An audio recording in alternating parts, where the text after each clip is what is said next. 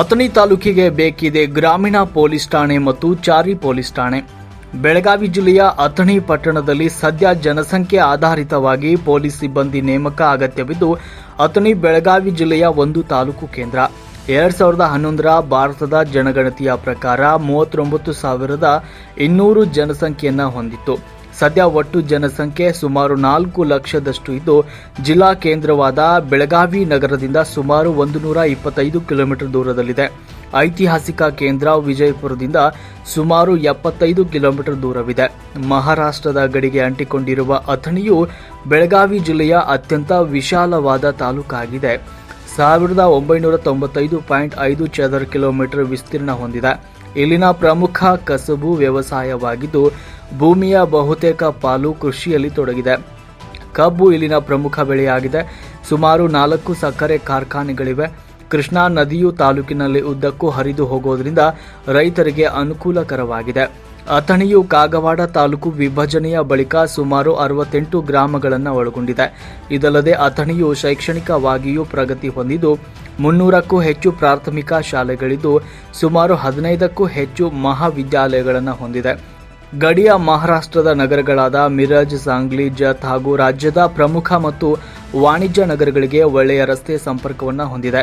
ಆದರೆ ಇತ್ತೀಚಿನ ದಿನಗಳಲ್ಲಿ ಹೆಚ್ಚುತ್ತಾ ಇರುವ ಕೊಲೆ, ಸುಲಿಗೆ, ದರೋಡೆಯಂತಹ ಪ್ರಕರಣಗಳು ಸೇರಿದಂತೆ ಪ್ರತಿ ವರ್ಷ ನವೆಂಬರ್, ಡಿಸೆಂಬರ್ ತಿಂಗಳಿನಲ್ಲಿ ಹೆಚ್ಚುತ್ತಾ ಇರುವ ಅಪಘಾತಗಳ ಸಂಖ್ಯೆ ಹಾಗೂ ಸದಾಕಾಲ ಜನಘಟನೆಯಿಂದ ಕೂಡಿರುವ ರಸ್ತೆಗಳು ಕಿರಿದಾಗಿ ಭಾಸವಾಗ್ತಾ ಇದ್ದು, ಸಾರ್ವಜನಿಕರು ಸುಗಮ ಸಂಚಾರಕ್ಕಾಗಿ ಪರದಾಡುವ ಪರಿಸ್ಥಿತಿ ನಿರ್ಮಾಣವಾಗಿದೆ. ಅಥಣಿ ನಗರಕ್ಕೆ ಸಂಚಾರಿ ಪೊಲೀಸ್ ಠಾಣೆಯ ಅಗತ್ಯವೂ ಕೂಡ ಇದ್ದು, ವರ್ಷಗಳಿಂದ ಜನರ ಬೇಡಿಕೆ ಇದ್ರೂ ಕೂಡ ಮನ್ನಣೆ ಸಿಗದೇ ಇರುವುದು ಕನಸಾಗಿಯೇ ಉಳಿದಿದೆ. ಹೆಚ್ಚುತ್ತಾ ಇರುವ ಜನಸಂಖ್ಯೆಯಿಂದಾಗಿ ಇರುವ ಬೆರಳೆಣಿಕೆಯಷ್ಟು ಪೊಲೀಸ್ ಸಿಬ್ಬಂದಿಯ ಮೇಲೆ ಒತ್ತಡ ಹೆಚ್ಚುತ್ತಾ ಇದ್ದು, ಕಾರ್ಯದ ಒತ್ತಡದಿಂದ ಪೊಲೀಸರ ಆರೋಗ್ಯದಲ್ಲಿಯೂ ಕೂಡ ಏರುಪೇರು ಕಂಡು ಬರ್ತಾ ಇದೆ. ಸರಿ, ಈಗಾಗಲೇ ಹುಬ್ಬಳ್ಳಿ, ಧಾರವಾಡ, ಬೆಳಗಾವಿ ನಗರ ಸೇರಿದಂತೆ ಹಲವು ಮಹಾನಗರಗಳಲ್ಲಿ ಅಗತ್ಯ ಪೊಲೀಸ್ ಸಿಬ್ಬಂದಿ ಹಾಗೂ ಅಥಣಿ ತಾಲೂಕಿನ ಪಕ್ಕದ ತಾಲೂಕಾದ ಚಿಕ್ಕೋಡಿಯಲ್ಲಿ ಜನಪ್ರತಿನಿಧಿಗಳ ಸಹಕಾರದಿಂದ ಗ್ರಾಮೀಣ ಪೊಲೀಸ್ ಠಾಣೆ ಮತ್ತು ಸಂಚಾರಿ ಪೊಲೀಸ್ ಠಾಣೆಗಳು ಕಾರ್ಯನಿರ್ವಹಿಸ್ತಾ ಇದ್ದು, ಹೆಚ್ಚಿನ ಪೊಲೀಸ್ ಸಿಬ್ಬಂದಿಯ ನಿಯೋಜನೆಯು ಅಥಣಿ ತಾಲೂಕಿಗೆ ಅಗತ್ಯವಾಗಿದೆ. ಸರ್ಕಾರ ಈಗಾಗಲೇ ಹೊಸ ಪೊಲೀಸ್ ಠಾಣೆ ನಿರ್ಮಾಣಕ್ಕಾಗಿ ಸ್ಥಳ ಗುರುತಿಸಿದ್ರೂ ಕೂಡ ಆರ್ಥಿಕ ಇಲಾಖೆಯ ಅನುಮೋದನೆ ಸೇರಿದಂತೆ ಹಲವು ಕೆಲಸಗಳು ಬಾಕಿ ಉಳಿದಿದ್ದು, ಅಥಣಿಯಲ್ಲಿ ಪೊಲೀಸರು ಒತ್ತಡದಲ್ಲೇ ಕೆಲಸ ನಿರ್ವಹಿಸಬೇಕಾಗಿದೆ.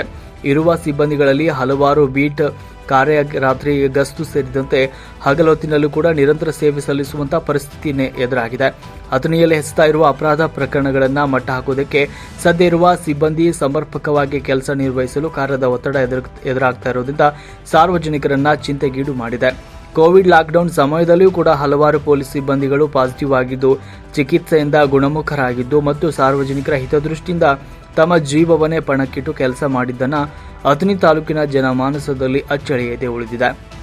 ಅಷ್ಟೇ ಅಲ್ಲದೆ ಇತ್ತೀಚೆಗೆ ನಡೆದ ಮಕ್ಕಳ ಅಪಹರಣ ಪ್ರಕರಣ, ದರೋಡೆ ಪ್ರಕರಣ, ಅಂತಾರಾಜ್ಯ ಕಳ್ಳರ ಬಂಧನ ಸೇರಿದಂತೆ ಹಲವು ಅಪರಾಧ ಪ್ರಕರಣಗಳನ್ನು ಭೇದಿಸುವಲ್ಲಿ ಅಥಣಿಯ ಪೊಲೀಸರು ಮುಂಚೂಣಿಯಲ್ಲಿದ್ದರೂ ಕೂಡ ಸಮಾಜದ ಶಾಂತಿ ಸುವ್ಯವಸ್ಥೆ ಕಾಪಾಡುವ ಪೊಲೀಸರಿಗೆ ಒತ್ತಡ ನಿರ್ವಹಣೆಯ ಅಗತ್ಯವೂ ಅಷ್ಟೇ ಮಹತ್ವದಾಗಿದೆ. ಇನ್ನಾದರೂ ಸರ್ಕಾರ ಅಥಣಿ ತಾಲೂಕಿಗೆ ಗ್ರಾಮೀಣ ಪೊಲೀಸ್ ಠಾಣೆ ಮತ್ತು ಸಂಚಾರಿ ಪೊಲೀಸ್ ಠಾಣೆ ಸುವ್ಯವಸ್ಥಿತ ವಸತಿ ಸಮುಚ್ಚಯಗಳ ಮಂಜೂರು ಮಾಡುವ ಮೂಲಕ ಸಾರ್ವಜನಿಕರ ಹಿತದ ಜೊತೆಗೆ ಪೊಲೀಸರ ಹಿತವನ್ನು ಕಾಯುವ ಮನಸ್ಸು ಮಾಡಲಿ ಅನ್ನುವುದು ನಮ್ಮ ಆಶಯವಾಗಿದೆ. ವರದಿ 80 ನ್ಯೂಸ್ ಕನ್ನಡ, ಸಂಪಾದಕರಾದ ಮಹೇಂದ್ರ ಎನ್ ರಾಜಂಗಳೆ.